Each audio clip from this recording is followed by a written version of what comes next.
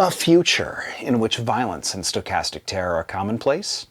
A future in which major corporations hold power and wealth while common people live in Gibson-esque poverty with high technology at their fingertips. A future where Big Pharma intentionally hooks people on addictive drugs for profit and slavery. Baby, it's not 2023, it's 2099.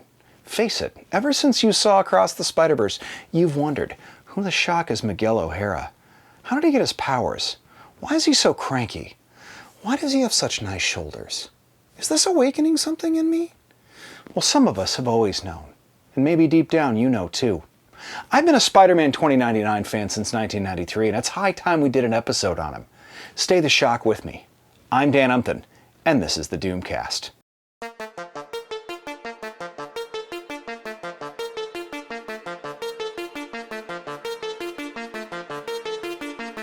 First off, do me a favor, hit subscribe and the bell. I make about one of these videos a week. They're all great, so please don't miss even one. If you do, you'd better have a damn good reason. Spider-Man 2099 was the first comic that I bought with my own money. I was a little kid growing up in Lower Alabama, and I have no idea how I managed to bike it back from a gas station in perfect condition. This book had everything. Had Spider-Man, but he had skulls in his costume, futuristic cityscapes, hot AI assistants, but there's some vast differences between the movie version of Miguel and his original comic book incarnation.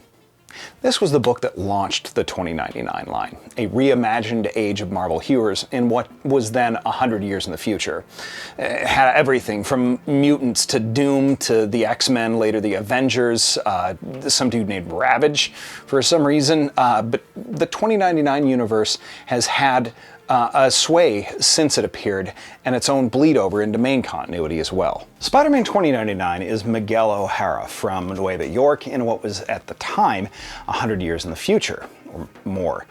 He was in charge of Alchemax Corporation's corporate radar genetic engineering program, a program that he hoped would replicate the effects of creating the original Spider-Man.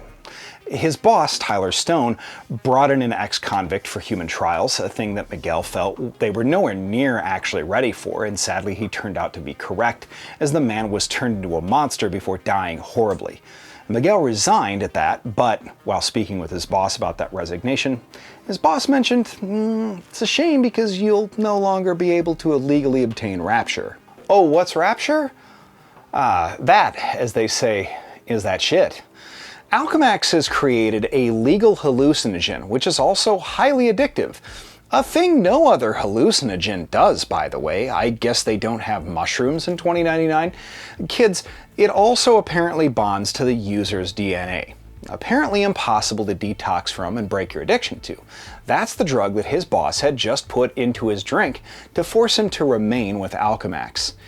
Yeah, it's a pretty prescient of writer Peter David to realize exactly how much shittier employers would be in the not-too-distant future. Miguel decided that the only way to free himself was to recode and rewrite his original DNA inside of the machine, but his jealous co-worker, Aaron, overwrites his original program with DNA from a spider, leaving Miguel monstrously transformed as well.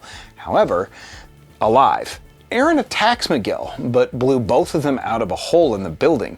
The escaped new Spider-Man uses an unstable molecule suit from a recent Dia de los Muertos celebration to cover his face. Leaping for buildings, he runs into Thorites, worshippers of the original Marvel Thor, who believe Miguel to be the returned Spider-Man. He then steals part of the Thorite glider, its aerofoil, and falls into the first villain that he ends up fighting, Venture, a somewhat forgettable cyborg guy who shows up multiple times in Spider-Man 2099. Most of that original run is basically what you'd expect from cyberpunk Spider-Man. A drug habit, fighting corpos and street samurai, occasional guest appearances from Dr. Doom. But the original run also is a lot of mid-90s Peter David craziness. Miguel kicks a drug habit, becomes a lackey of Dr. Doom's, fights his venom-infected half-brother, fights Namor's son, a future Green Goblin, Dr. Doom takes over America and Alchemax, and eventually Miguel finds himself one of the few people in Marvel who ends up being worthy of lifting Mjolnir other than Thor. Miguel's powers are largely similar to Peter Parker's, with a few notable exceptions. The most obvious are retractable claws and fangs, the latter of which releases a paralytic when he bites a living human being. Less obvious is the lack of spider sense that he has, but the super enhanced other senses like vision and hearing. Beyond that, his webbing is entirely organic and not from web shooters like Peter Parker required. But people have occasionally touched his arms, causing him to, this is embarrassing, spider spooge.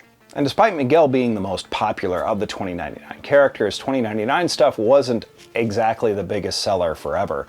The resurgence in popularity of Spider-Man 2099, however, after Dan Slott's Spiderverse arc, in which he was heavily included, and there was a short solo series there, and the return of Peter David to regular comic writing before his recent health issues, that led to a short-lived but very fun ongoing Spider-Man 2099 series, which again focused on Miguel, but this time hopping back and forth between his 2099's past in the present day in New York, and then the changing future of 2099, which eventually ended up intersecting with the dark future of Future Imperfect that Peter David had created as well, and the Maestro Hulk.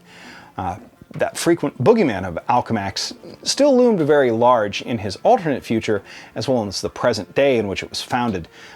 You find out a little bit of his family history because indeed he is the son of Tyler Stone, and in fact, in an alternate future, ended up leading the Avengers of 2099 as Miguel Stone, not Miguel O'Hara. The character in Across the Spiderverse is largely original in a lot of ways, and granted he's much gloomier and the more brooding Spider-Man, but his specifically stylized size and shape, coupled with the slightly altered backstory of him trying to alter a canon event and erasing a timeline accidentally, is pretty specific to the Spider-Verse movie franchise.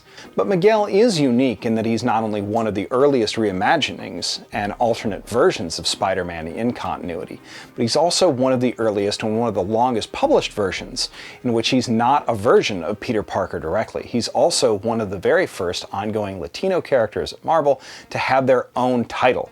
And I don't expect Miguel being a fan favorite to change, especially after this newest film and its eventual sequel. As long as there's a Spider-Verse, you can bet a version of Miguel will always end up being in it.